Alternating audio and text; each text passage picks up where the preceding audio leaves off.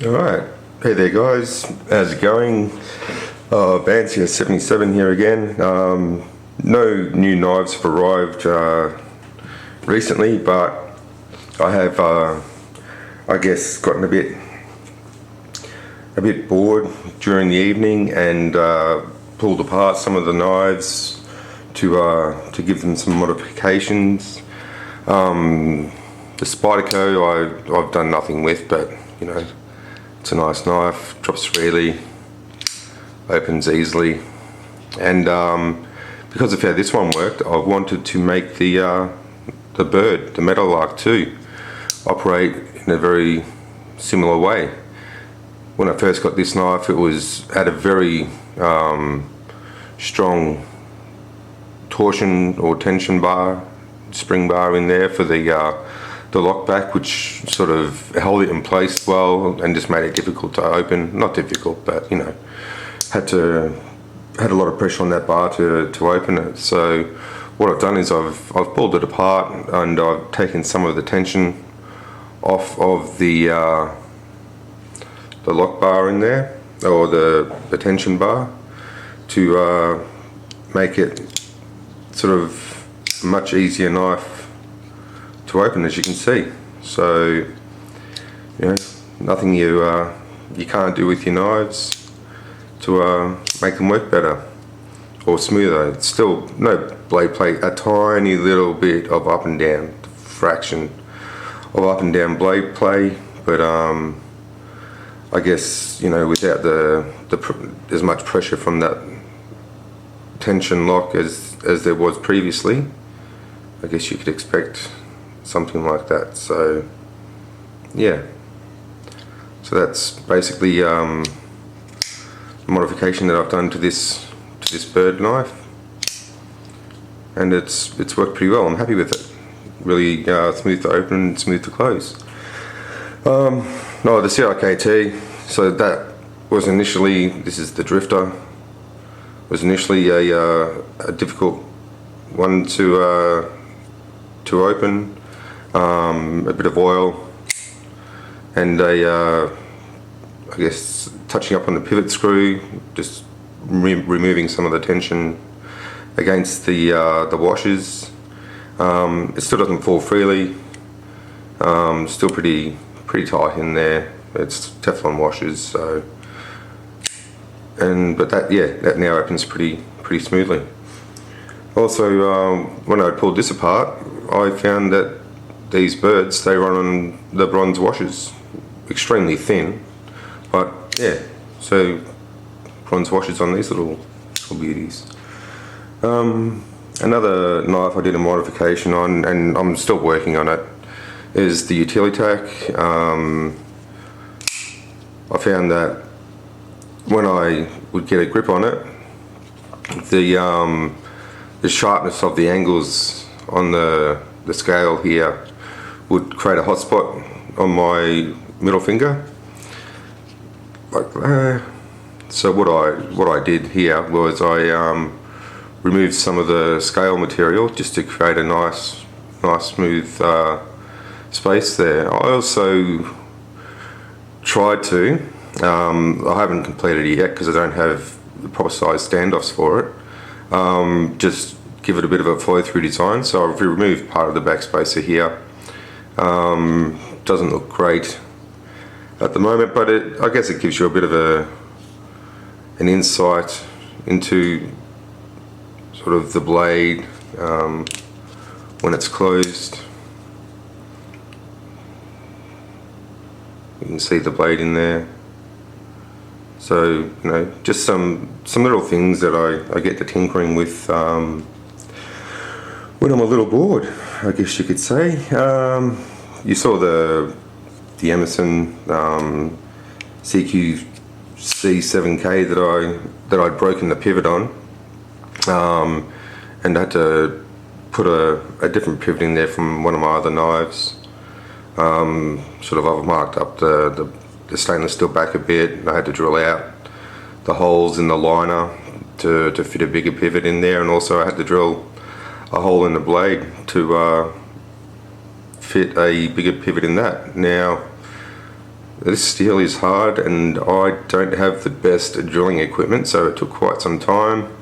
I didn't get it spot on even, so because of that, you can see there now that the lock bar goes pretty much all the way across to the other side, the opposite side liner.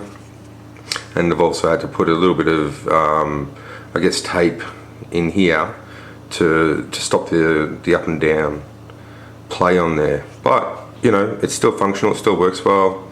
I've got the standoffs in there instead of the, I guess, the G10 liner, or the liner that was in there. So now it's basically a flow-through design. So yeah, that worked out well. It doesn't open as smoothly as it used to, but you know, I've managed to get the blade pretty centered. So yeah, not too bad on that one. Oh yeah, my Kershaw injection 3.5. Now this is one that when I first pulled it apart, it has these cheap little, obviously not very hard working screws on the inside underneath this scale that screw the liner to the standoffs, I guess. Now the standoffs themselves are pretty small. They'd be about the same size as this little one here, if I can get that to focus. So this standoff here is probably the same size that it came with originally on the ones that get screwed in. So, and this also used to have this liner in there, the back spacer. So that used to be in there, and it was sort of, I guess, for a lanyard design and to also help strengthen it. And the little screws went through that, and yeah, got screwed in both sides. Anyway, I pulled it apart, broke the heads off the screws. Obviously I was a bit too brutish with it, and had to figure out a solution.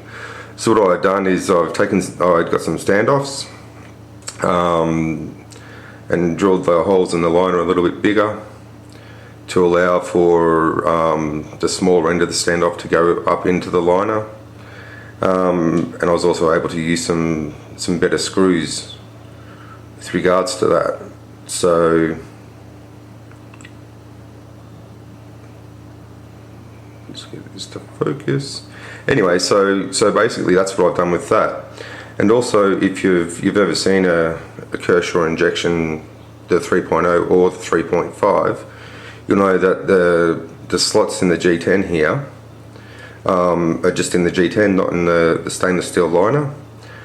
But what I've done is I have machined out, and when I say machined, I really mean used my Dremel to cut out the same slots in the liner. So now we've got it goes completely through. So all three are now straight through, so you can see through the other side of the blade. It looks a little bit skeletonized. It looks a lot nicer, I think, than what it did originally. I haven't put this one here all the way through because basically that's the lock bar part, and I didn't want to make that too weak. So yeah, that's what I've done with that. And I also had a bit of a play around with my Dremel and engraving machine to put my own little logo on the back of it, on the handle. So I've obviously put that in with the sort of engraved that into the handle.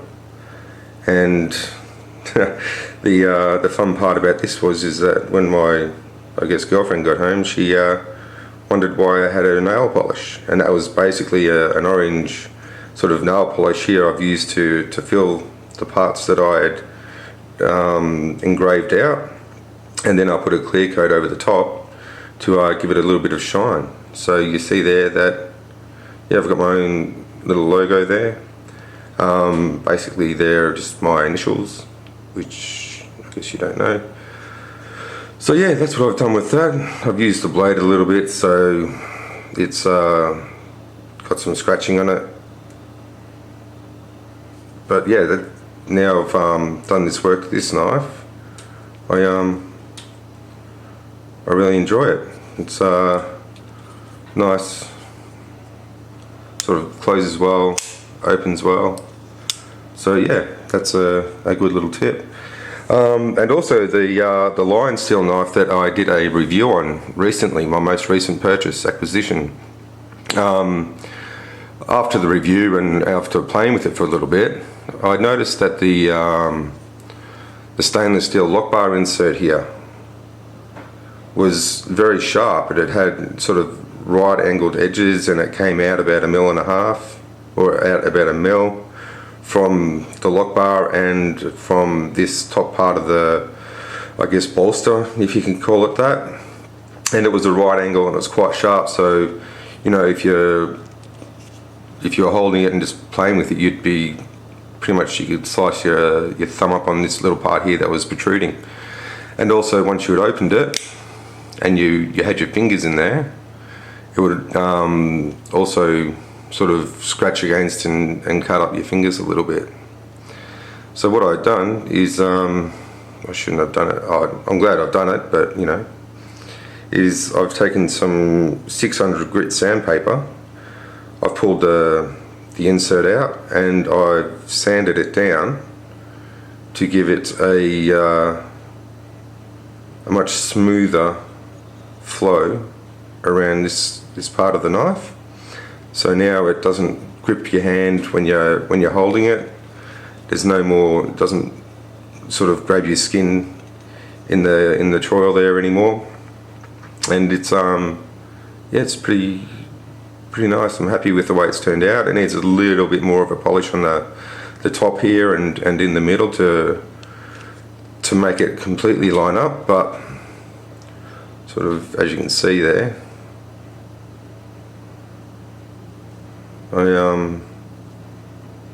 yeah, it's still a little bit out at the very top, but I've managed to smooth most of it out, especially down the bottom, to give it a smooth top, and I've taken the sharp edge off here. Any of the material that I've taken off doesn't affect the lock up. It still locks up perfectly. The material that I removed doesn't actually touch the blade, as you can see when it's opened up. So you can see that where I've taken it off here and around there just a little bit. So there's still some overhang from the blade, but it's nowhere near as sharp as it was when I first got it. So that's, see the rounding there. So it's much nicer now. It's much smoother. And also remember, I didn't show you the integral lock. I can't remember what they call it.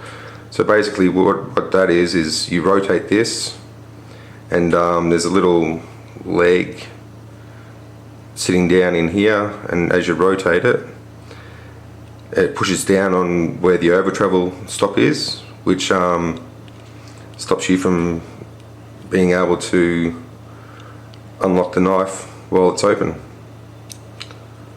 So you can see that when it's closed.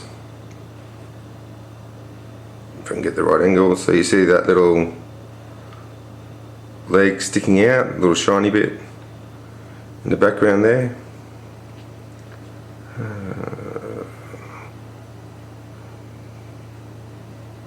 Come on, focus for me, there we go.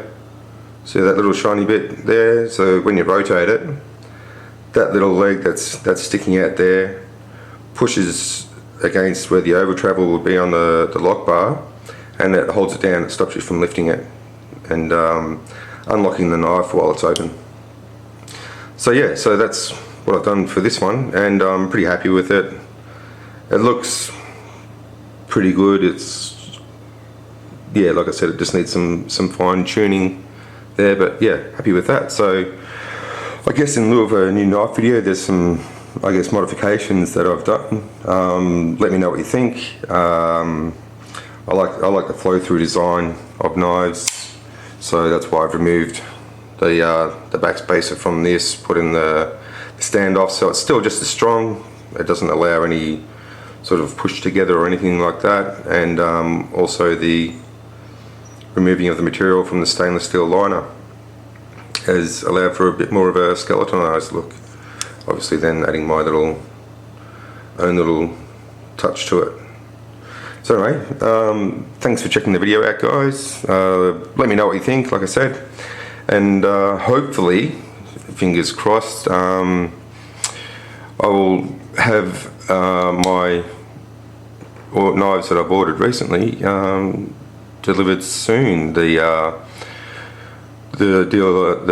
online shop that I go through said that they were having some delays in getting the knives through customs, so I guess what I'm waiting on is the Boca War Toad collaboration, and also the Boca Quaken with the green micarta scales. So I'm looking forward to getting those knives. I know they've been out for a while, but yeah, looking forward to getting those and giving you all a little review of them. I still love this knife, the ZT. I constantly playing with it. It's just really smoothed out now, and yeah, it's fantastic. Great knife. If only we could carry these in our day-to-day routines. But they're good for the collection, and yeah, good to tinker with and play with. So thanks again for watching, guys, and I'll catch you later.